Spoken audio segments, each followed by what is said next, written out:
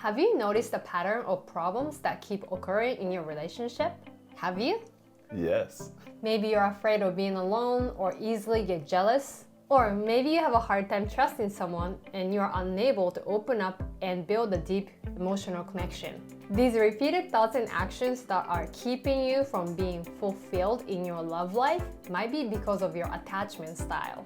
Okay, I'm curious, what's an attachment style? So there are 4 attachment styles called secure, avoidant, anxious, and disorganized.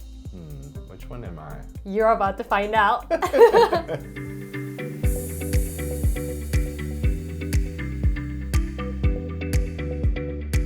Recognizing your attachment style and working on switching it to a healthy attachment style can improve your relationship drastically. So let me break it down and explain all 4 attachment styles that I just mentioned. Okay. So let's start with the secure attachment style. A person with secure attachment style most likely have healthy relationship. They're able to move on past the obstacles with great self-care and self-awareness. Here are 8 signs that someone has secure attachment style. You're able to regulate your emotions. You can easily trust others. And you have the ability to seek for emotional support, and you're comfortable in close relationships. And you're able to self-reflect in relationships, and you're able to manage conflicts well. You have high self-esteem, and you can be emotionally available. But I'm curious, what if most of those signs align with you, but maybe a few don't? Personally? Yeah. It's not all or nothing. Some people could have a little bit of this attachment style and then a little bit of attachment style. And then also it can change over time depending on your partner, depending on where you're at in life, and more work you put into it. Like I said, you can switch your attachment style to more secure and healthy one. So as you asked, we do have a couple traits of what I just mentioned. Right.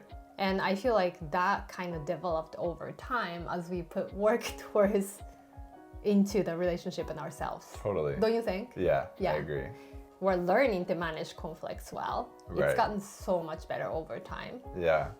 Talking about our emotions or seeking for emotional support, we've gotten so much better individually, really. Yeah, totally.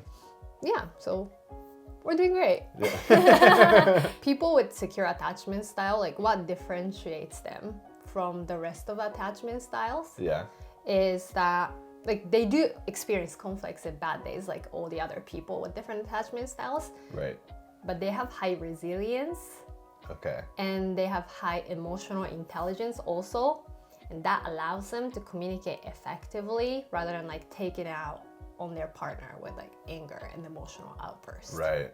Okay. So let's move on to other 3 attachment styles. We just talked about secure attachment style, right? But other 3 are all the patterns that can make it difficult for you to build a deep, meaningful relationships. Any guess on what they're called? Well, if one's secure, I would maybe guess the other one of them would at least be insecure. You're right. Those 3 are all called insecure attachment style together. Oh, really? And they're kind of categorized in 3 different things. Got it. Yes. Okay. So there's the secure attachment style and then like insecure attachment styles, but there's like 3 different traits in different 3 categories of insecure. Yes. Okay. So if you have one of those insecure attachment styles or multiple, as the word describes, you feel insecure and anxious about the relationship. You may be very afraid that your partner might hurt you or abandon you. Okay. One way or another. Right.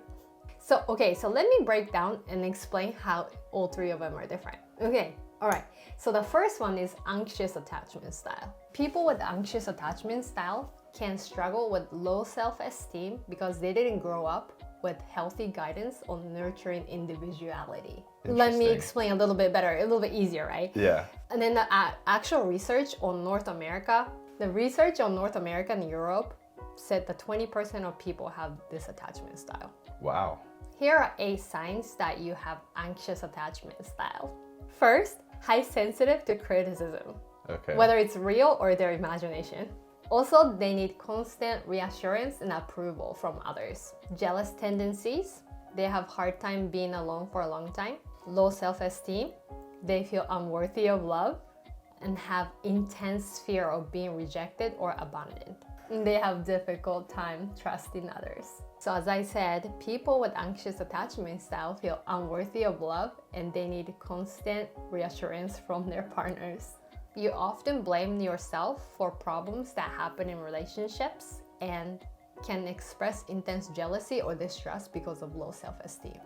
But ultimately, there's a deep-rooted fear of being rejected, abandoned, and being alone.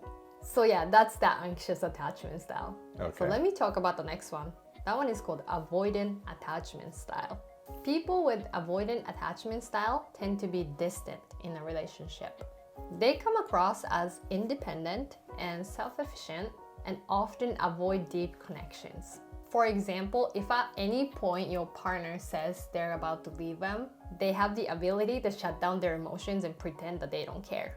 The same studies that they did in North America and Europe reported that roughly 25% of population has this attachment style.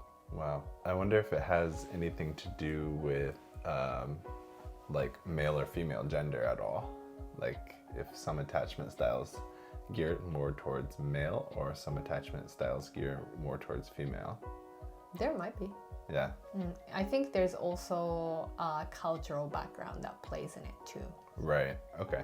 Interesting. So here are 8 signs that you have avoidant attachment style. You persistently avoid emotional or physical intimacy. You feel a strong sense of independence. You're uncomfortable expressing your feelings. You're dismissive of others. You have a hard time trusting people. You feel threatened by anyone that gets close to you or tries to. You believe you don't need others in your life.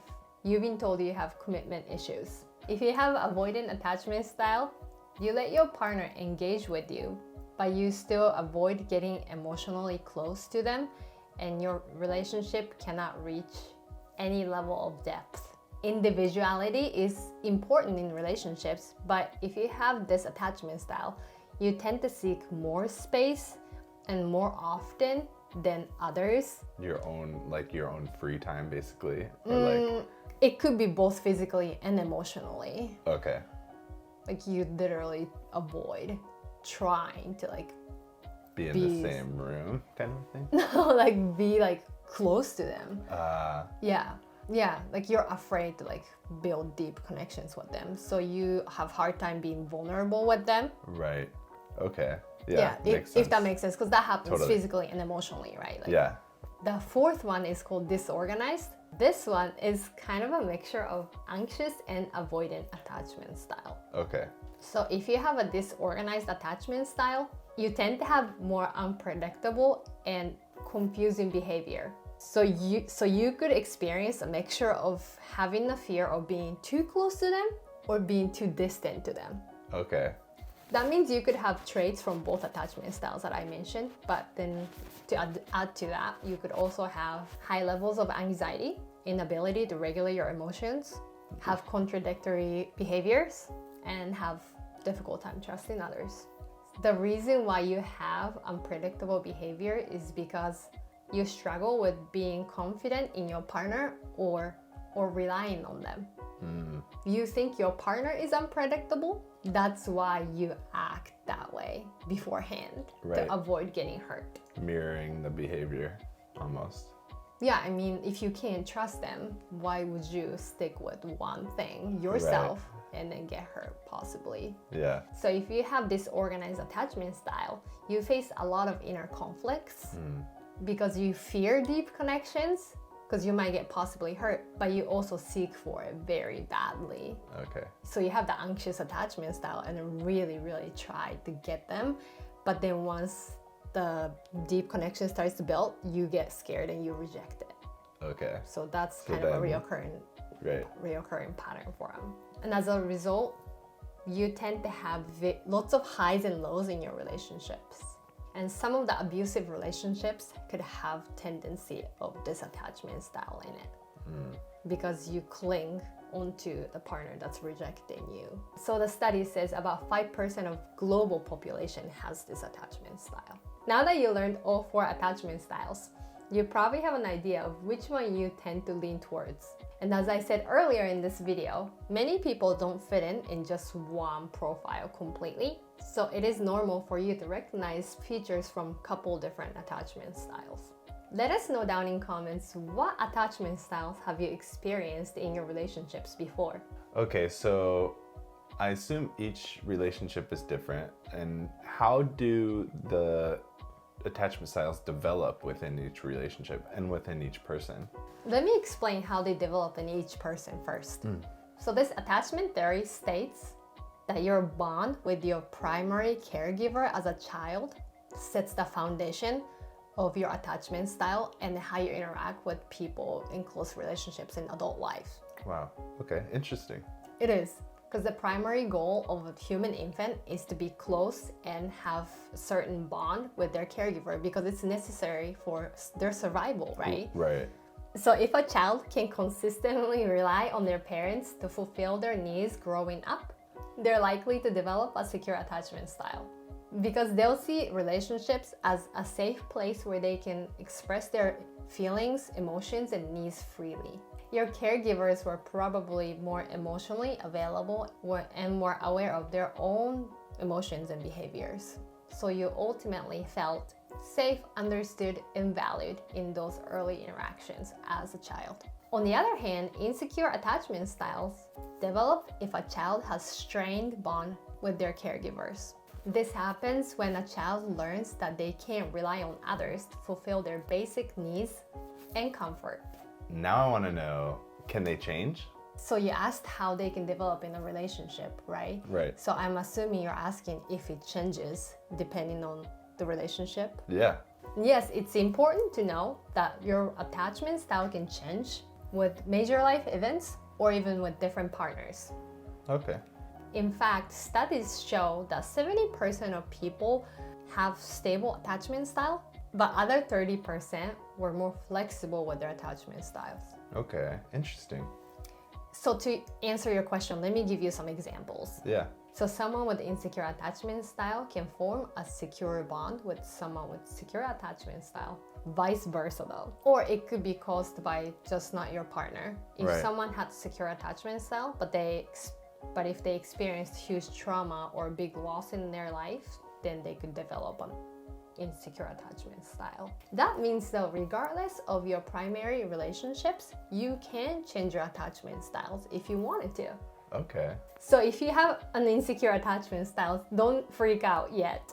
You can still develop a secure attachment style and create a healthy relationship. The first step is to understand your attachment style and learn how it develops and the impact it has on your thoughts and actions that it's got in your present and future.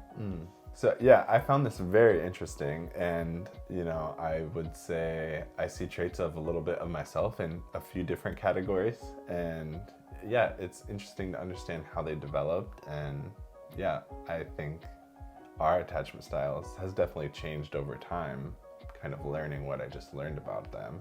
Yeah, we in changed our relationship. We didn't know the attachment styles like when we just started dating, just got married, but we Right. like worked on our traits that were unhealthy with consciousness. And Yeah. now that we see it's changing into secure attachment style. Yeah, definitely. Yeah. If you found this video useful, don't forget to smash that like button, subscribe to our channel, and turn on notifications so you don't miss any of our future content.